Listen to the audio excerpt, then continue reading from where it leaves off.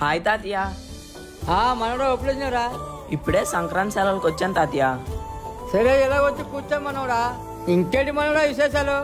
అది కాదు తాతయ్య, అప్పుడు మర్చిన గతం అనే కథ 2 భాగాలు చెప్పేసావు కదా. సంక్రాంతి సెలవులకు వస్తే 3వ భాగం చెప్తానన్నావు కదా తాతయ్య, చెప్పు తాతయ్య.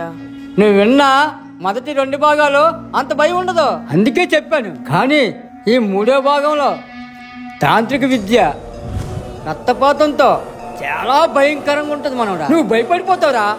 నేనేం చిన్నపిల్లని కాదు తాతయ్య భయం పడ్డానికి. ప్లీజ్ 3వ భాగం చెప్పు తాతయ్య. సరే నీ ఆనందం నేను కాదంటావేమి, చెప్తాను విను.